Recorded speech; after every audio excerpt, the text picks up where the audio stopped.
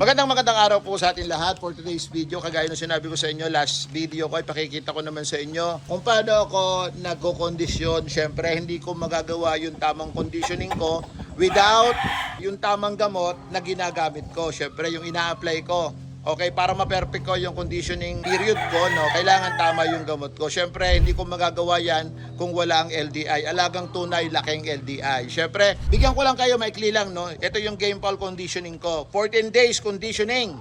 Okay, siyempre, may kanya-kanya tayo ng process, ginagawa, technique, style, kung paano tayo kukondisyon ng manok. Okay, yung iba, 21. So, para hindi masyadong mahaba yung discussion natin, ito yung tip ko, 14 days lang tayo, 14 days conditioning, okay? So, syempre, bago ko idire-diretso yan, kasama uli natin si Rapi. Rapi, mag-hi ka sa mga viewers. Ayan. Sinong dentista mo? Ayan. Okay, syempre, pagsimula tayo sa ating 14 days conditioning. Okay, unang araw na ginagawa natin, okay, syempre, unang araw na ginagawa natin, bago tayo magligo, pinupurga muna natin yung manok sa gabi. Okay, ito yung day 1. Day 1, purga. Syempre, ang gagamitin natin dyan, yung ating gamot, Vermix 4. Isang tableta po sa gabi. Yan. So, pagka napurga nyo na yung manok ninyo, i-check nyo sa umaga, bago nyo patukain, check nyo sa umaga yung ipot, kung makikita nyo yung resulta. Kung gaano ka-effective yung gamot na Vermix 4 para sa bulate. Okay. So, sa pangalawang araw, the following day, morning, syempre, patutukain nyo yan. Okay. Pagka patukain ninyo, syempre, liliguan ninyo. Okay? Liliguan ninyo yung manok. Siyempre, ang ginagamit ko diyang panligo, yung ating wash out, intense. Ayan ha, yun yung ginagamit natin. Okay? Ginagamit natin yan. Depende sa inyo. Kung gusto nyo, medyo matapang. Gusto nyo naman, tama lang. So, depende kung ano yung ginagamit natin. So, yan ha, ito yung ginagamit natin. Pang ligo ng manok, yung ating wash out, intense. Siyempre, pagdating po ng gabi, tinuturukan natin yan. Ayan, ito yung ating Tiabex XS. Ito, tinuturukan natin to ng 0.5 cc sa gabi. Okay, ito, siguraduhin lang natin na tama dun sa pitso, sa laman, yung turok natin. Okay, so tinuturukan natin yan ng 0.5 cc. Okay, sa pangatlong araw, syempre, kailangan natin i-flushing ang manok. Para yung bacteria mawala kasi pinorga natin yan, ipa-flushing natin. Bacterial flushing ang tawag dyan. So, ginagamit natin dyan ay yung Cyprotel Forte tablet.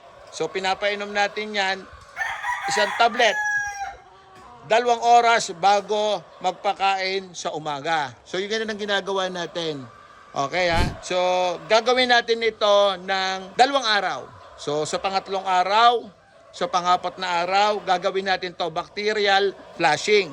So para mas malinis yung mga bituka ng manok, mawala yung mga bakterya, pag dumating na tayo dun sa training niya, dun sa conditioning niya, wala na siyang nararamdaman sa kanyang tiyan. At syempre sa pangalimang araw, pang 5 days, eto magsusubo tayo ng Red Gel 40 Plus. Ayan ha. Isang kapsula yan sa gabi bago magpakain. So, sa palimang araw yan guys sa palimang araw.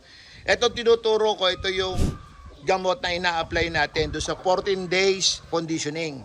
Okay, so sa pang-anim na araw, syempre para makita natin kung nag-improve yung manok.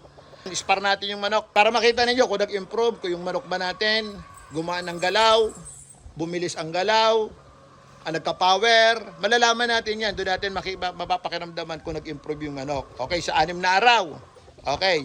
Sa 7 araw, ganun pa rin.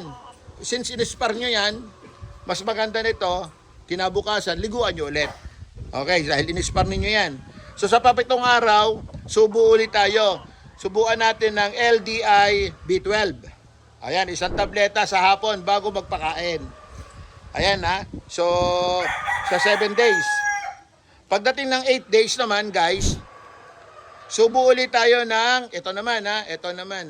Gagamitan naman natin siya ng bee pollen tablet. So, mabibili nyo yan kahit saan, yung mga malalapit na tindahan. Meron silang bee pollen tablet. Kasi may mga bee pollen po na iba't iba yan. So, bibili ninyo bee pollen tablet. Ayan. Plus, pagdating ng 9 days, syempre, medyo pahinga muna natin ng manok. pahinga muna. Ayan, pagdating ng 10 days, subo ulit tayo ng Bimenolac tablet. Ayan isang tableta sa hapon matapos magpakain. Ayan.